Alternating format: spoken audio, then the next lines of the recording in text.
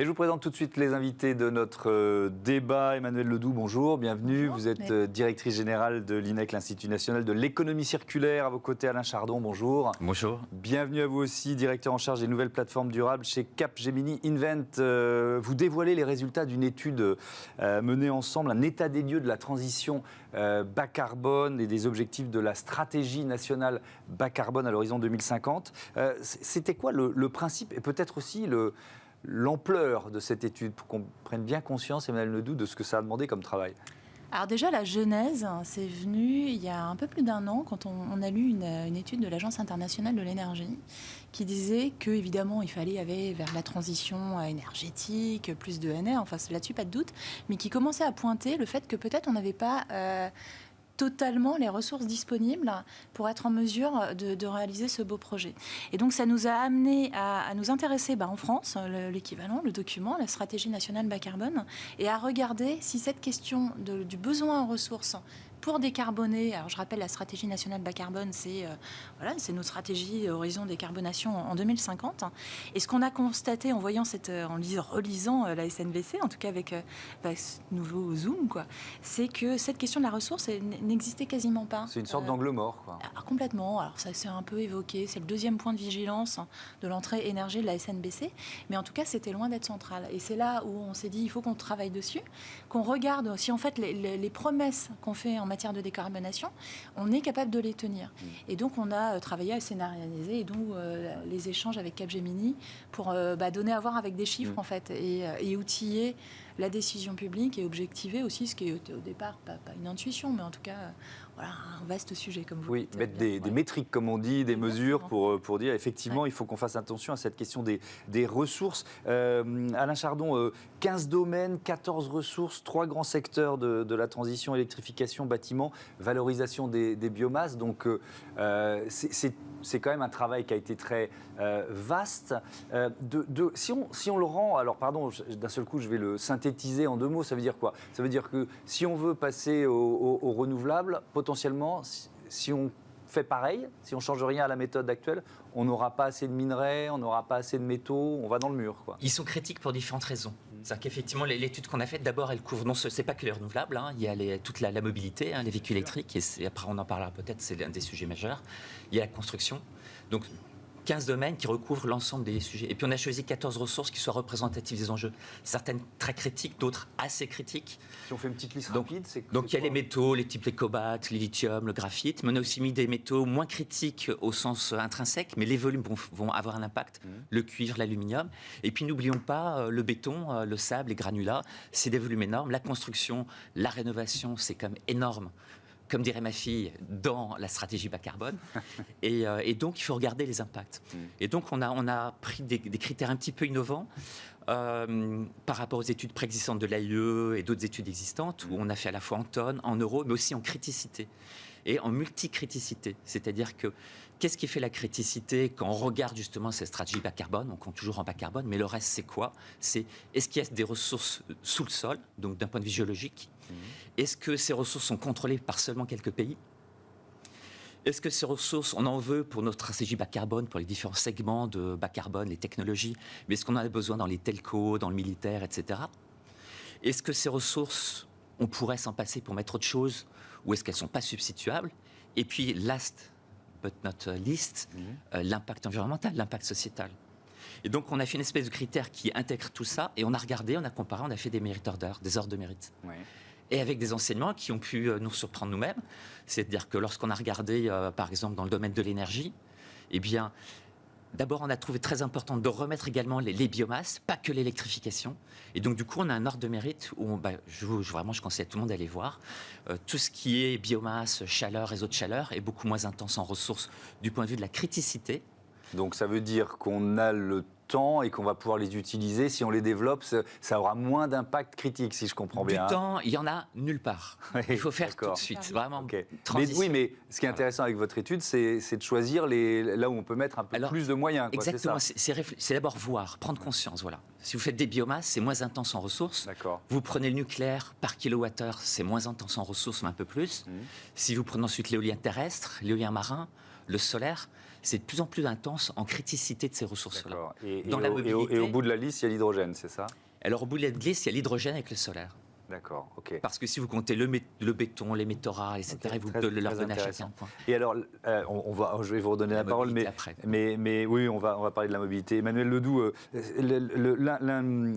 l'un des objectifs et l'une des conclusions de l'étude, c'est de dire qu'il faut penser décarbonation et économie circulaire. Et c'est là qu'on retrouve évidemment l'Institut national de l'économie circulaire. Ah oui. Bah oui, c'est pas par hasard. Pourquoi? Pour l'instant, c'est pas forcément. Moi, je suis un peu tombé de la chaise. C'est pas forcément penser ensemble, quoi. Typiquement, enfin, le document de la décarbonation n'intégrait pas cette dimension d'économie circulaire. Donc nous, la proposition, effectivement, elle est assez simple. Après, simple à formuler, plus compliqué à mettre en œuvre. C'est de se dire que la prochaine SNBC, donc la SNBC 3, là on est actuellement dans la seconde, doit intégrer dès sa conception la question de des ressources disponibles pour vraiment mettre en œuvre.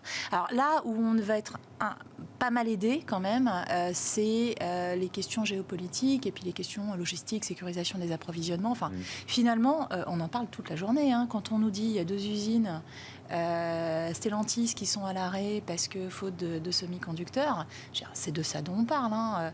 Quand on parle question de souveraineté énergétique, Alain parlait de la question de la valorisation des biomasses, c'est aussi une réponse à ces enjeux de souveraineté énergétique. Et donc si on promeut l'économie circulaire, forcément, on maîtrise la ressource. C'est ça, en fait, c'est une reprise de pouvoir aussi. Donc avec de toute façon un besoin, c'est-à-dire qu'après on peut tortiller dans tous les sens, juste nous ce qu'on a pu constater c'est que ça ne passe pas. On peut toujours dire qu'on va le faire, mais là, le vote, alors qui est intéressant, parce que ça marque des avancées et puis des vraies prises de conscience, mais dire on va faire 100% des véhicules électriques en 2035. 2035, c'est-à-dire en fait, interdiction d'achat de véhicules thermiques neufs, c'est ça Alors dans ce cas-là, soit effectivement on est en fait sur une mesure de sobriété qui se cache, parce qu'on n'arrivera pas à en produire, tout bêtement. Enfin, il n'y a pas assez de filières là, de batteries, il n'y a pas assez de disponibilité des métaux pour faire autant de batteries. Ou alors on n'en fait qu'en France, qui est probablement pas l'ambition, d'une part. Et puis l'idée aussi, c'est d'avoir vraiment cette vision ressources de façon large, et de traiter. Alors ça, c'était peut-être l'autre originalité de l'étude, c'est qu'on a voulu traiter ces filières en même temps. Souvent, on traite transport d'un côté, industrie de l'autre, le bâtiment. Là, l'idée, c'était de voir aussi que les ressources, si on parle des métaux rares, on va en parler dans les batteries, et dans les voitures. Oui, tout le monde va se bagarrer pour les mêmes ressources, en quelque sorte. Là encore, je schématise un petit peu. Sur cette question des mobilités que vous venez d'aborder, Alain Chardon, qu'est-ce qui ressort? Qu'est-ce qui est le plus frappant? Qu'est-ce qui ressort de cette étude? Quand on compare les véhicules électriques, les éoliennes, le nucléaire, enfin vous voyez, on a tout comparé et on a pesé. Et du coup, dans la transition bas carbone, ce qui pèse très lourd, c'est les véhicules électriques. Parce qu'on veut équiper quasiment 100% des Français. Donc c'est 30 à 40 millions de véhicules. Chaque véhicule, c'est une tonne quand vous y pensez. Et en plus, entre 2020 et 2050, on les remplace 2 fois. Donc c'est une quantité de matériaux faramineux. En plus, dans les batteries, c'est des matériaux critiques, compliqués, à forte valeur, à forte criticité. Donc quand vous rajoutez tout ça, vous vous rendez compte que c'est le poids lourd de la transition bas carbone. Donc cette question, du coup, ça mène forcément à se poser la question, comme souvent dans la transition bas carbone, est-ce qu'une solution 100% dans une seule technologie est la bonne? C'est juste ce qui ressort de l'étude. On se pose la question en voyant les résultats. Et vous répondez non, en creux, quoi. C'est une évidence. Ça veut dire quoi? Ça veut dire qu'il faut un mix?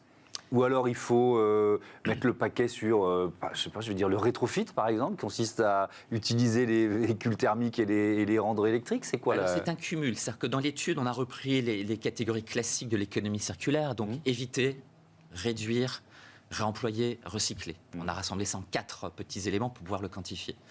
Et effectivement, d'abord éviter, c'est la sobriété. La sobriété, c'est un vrai enjeu stratégique. C'est pas un gros mot, sobriété. C'est comme la stratégie. C'est quels sont nos objectifs. On veut se mouvoir. Et prenons juste la ressource nécessaire. Donc combien de véhicules avons-nous besoin? Ensuite, évidemment, il y a éviter, réduire, c'est la technologie. Réemployer, recycler, c'est effectivement pouvoir circulariser. Donc tout ça, ça compte.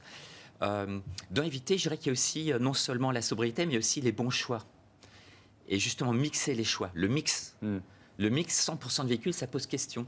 Dans le Merit Order, à nouveau l'ordre de mérite, on se rend compte que des véhicules moteur à explosion, moteur thermique, en gaz vert, donc 100% décarbonés, c'est un impact du point de vue de la criticité, à nouveau pour ce critère de criticité qu'on a créé pour ça, plus bas, beaucoup plus bas. Donc ça pose question. Est-ce qu'on ne devrait quand même pas avoir un certain pourcentage de véhicules à gaz vert? On ne pourra pas avoir 100% de véhicules à gaz vert. C'est pareil, on va dans le mur. Ça ne peut pas exister. Comment panacher? Ce qui est intéressant, et je vais terminer là-dessus, Emmanuel Ledoux, c'est aussi la question de nos usages. Alors moi, je ne suis pas pour toujours faire porter le poids sur les citoyens, les consommateurs, mais effectivement, la première question, c'est que vous avez dit, de combien de voitures on va vraiment avoir besoin, quoi. Et est-ce que, voilà, l'autosolisme, c'est ma maladie et c'est une maladie généralisée? Enfin, c'est cette question-là que vous posez aussi? Oui, l'idée, c'est de... Alors bon, ça, c'est pas très nouveau, hein, mais de passer à une question automobile, une question de mobilité. Donc l'idée, c'est qu'effectivement, chacun puisse se déplacer et trouver ce qui permet de combiner planète, économie et effectivement le droit de tout le monde de se déplacer, ce qui est quand même un peu la moindre des choses. Ce qu'on défend, nous, surtout aussi, c'est peut-être là la capacité de définir une vision territoriale. C'est-à-dire que évidemment, le véhicule électrique, avec la question du bruit, des émissions, c'est probablement la bonne réponse en centre urbain. Par contre, il y a des espaces où on a sans doute intérêt à faire plus durer les véhicules parce que l'impact environnemental du véhicule, c'est surtout au moment de sa conception, de sa construction, avec tous les besoins en extraction. Donc voilà, c'est de se dire, il n'y a pas de solution, comme le disait bien Alain, il n'y a pas de solution unique, mais en fonction des espaces, d'être en capacité de trouver la meilleure option. Alors après, sur les usages, on n'est pas trop rentré là-dessus, c'est vrai. Sur est-ce qu'il faut arrêter de manger de la viande, être à 120 dans sa voiture, vivre dans des mini-maisons. Enfin, voilà. Et bien sûr que c'est évidemment des réponses qui permettent aussi de baisser la tension sur les ressources. Mais enfin, voilà, on n'a pas voulu... effectivement, on est resté très organisation et un peu moins transformation. C'est déjà très bien parce qu'elle est vaste, cette étude. Merci beaucoup à tous les deux. On passe tout de suite à Smart Ideas. La bonne idée du jour s'appelle le drive tout nu.